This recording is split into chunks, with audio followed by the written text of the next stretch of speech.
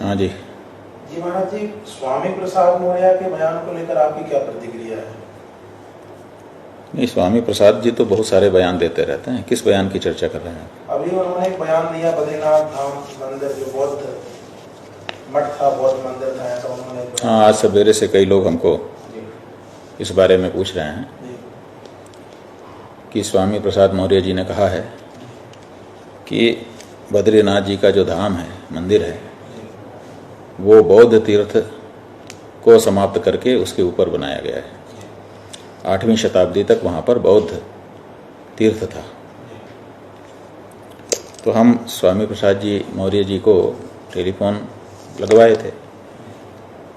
स्वामी प्रसाद जी का जो नंबर है इंटरनेट पर उपलब्ध, उस नंबर पर किसी व्यक्ति ने फ़ोन उठाया, बताया गया कि उनको बात कराइए। तो उन्होंने कहा कि अभी ऊपर हैं, जब नीचे आएंगे तब बात हम लोग करा पाएंगे। तो जब वो नीचे आएंगे तब उनसे हमारी बात होगी, तब हम लोग उनके आशय को समझेंगे कि वो क्या कहना चाहते हैं। लेकिन जिस तरह का वक्तव्य उनका फैलाया जा रहा है, जो हमारे सामने रखा गया, उसमें वो ये कहते हुए दिखाई दिए कि 8वीं शताब्दी के पहले वहाँ पर बौद्ध तीर्थ था, उस बौद्ध तीर्थ को समाप्त करके बद्रीनाथ जी का धाम हिंदुओं ने बना लिया है। तो ये बिल्कुल तथ्य विपरीत बात है। स्वामी प्रसाद मौर्य जी न तो धर्मशास्त्र के विद्वान हैं, ना ही इतिहास के विद्वान हैं।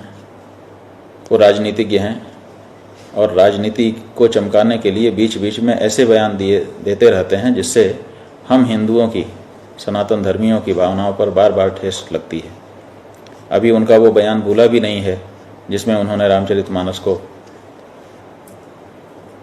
जलाने के लिए और समाप्त करने के लिए लोगों को प्रेरित किया था। अब उन्होंने ये बात कह दी, बद्रीनाथ धाम करोड़ों सनातन धर्मियों की आस्था का केंद्र है और सतयुग का धाम है, आज का नहीं है। हमारे यहाँ सतयुग से ही वहाँ पर भगवान नर नारायण की तपस्या का, भगवान बद्रीनाथ जी की तपस्या का वर्णन मिलता है और वो आज भी वहाँ पर तपोमूर्ति विराजमान होकर के लोक कल्याण के लिए तप कर रहे हैं और उनका दर्शन हम लोग करते हैं। वो सतयुग का धाम है। अब उस सतयुग से जो धाम वहाँ पर निरंतर चला आ रहा है, उस धाम के बारे में कह रहे हैं कि 8वीं शताब्दी में वहाँ पर बौद्ध तीर्थ था। तो ये बिल्कुल तथ्य से विपरीत बात है।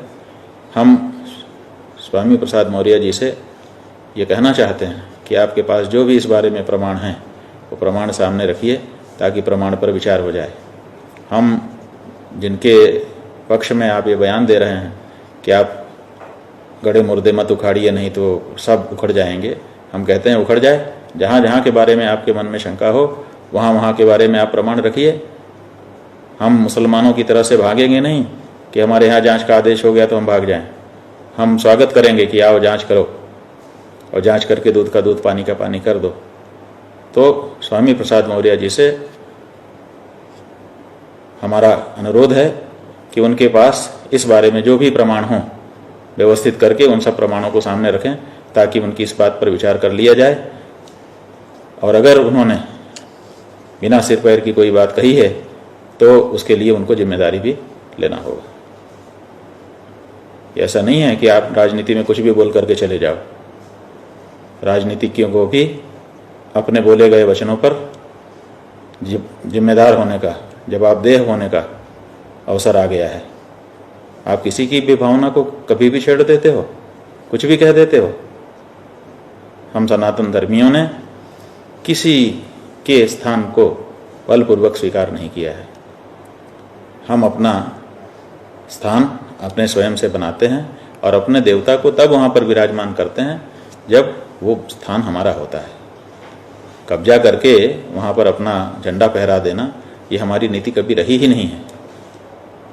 इसलिए स्वामी प्रसाद मौर्य के इस बयान पर घोर आपत्ति करते हुए उनका हम आह्वान करते हैं कि वे पूरे प्रमाणों के सहित अटल पर आएं ताकि दूध का दूध और पानी का पानी हो सके। अन्यथा अपने इस बयान के लिए सार्वजनिक रूप से भूल स्वीकार करें और आगे इस तरह के बयान नहीं दूंगा, ये बात कहें। और इसी के साथ साथ उनकी पार्टी के जो मुखिया हैं अखिलेश यादव जी, उनसे भी हम लोग कहना चाहेंगे कि आप क्या चाहते हैं, हम सनातन धर्मियों की भावनाएं आप अपनी पार्टी के नेताओं के द्वारा क्यों बार बार आहत करते हैं? आखिर आप क्या कहना चाहते हैं?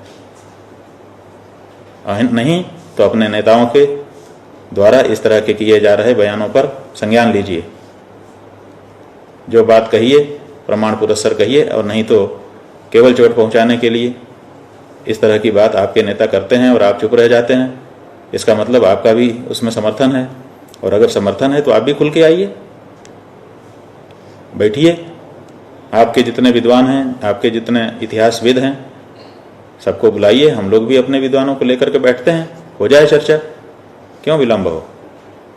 लेकिन इस तरह की बातें उखाड़ करके हम सनातन धर्मियों की आस्था का जो केंद्र है, उस केंद्र के बारे में हमारी मांग को कमजोर आप करें, ये हमको बिल्कुल स्वीकार नहीं है। और क्या है जी? दूसरा क्वेश्चन कहिएगा, बद्रीनाथ धाम की पौराणिक कथा और आध्यात्मिकता की। वो कथा और आध्यात्मिकता तो है ही है, करोड़ों लोग वहाँ जा रहे हैं, सब जानते हैं बद्रीनाथ धाम का महात्म्य। ये महात्म्य कहने का समय नहीं है, ये तो वहाँ पर जो कौए आकर के बीट कर रहे हैं, उस बीट को धो करके पोंछ करके साफ कर देने का समय है। इसलिए महात्म्य सबको विदित है। वहाँ पर करोड़ों लोग, लाखों लोग हर साल कष्ट सह करके ऐसे ही नहीं आ रहे हैं, उस धाम के महात्म्य को समझते हैं लोग। इसलिए हम अभी महात्म्य बताने की इच्छा नहीं कर रहे हैं। मंदिर का इतिहास और मंदिर का इतिहास बहुत पुराना है, समय समय पर उसका जीर्णोद्धार हुआ है। वर्तमान में जो मंदिर वहाँ पर विराजमान है, उसका उद्धार भगवान शंकराचार्य जी के द्वारा हुआ है, ये इतिहास है। और वो भी जैसा कि हम लोग परंपरा से सुनते चले आए हैं कि भगवान शंकराचार्य जी ने अपनी माता के गहनों के पैसे से उस मंदिर का निर्माण किया है। तो वो बहुत पवित्र स्थान है, सामान्य स्थान नहीं है। ठीक है, अभी तो मुख्य बात देखिए यही है कि स्वामी प्रसाद मौर्य जी अगर कुछ बोल रहे हैं तो पूरी जिम्मेदारी से उसके लिए आगे आएं। अगर उनके पास कोई प्रमाण है तो उनको सामने रखें।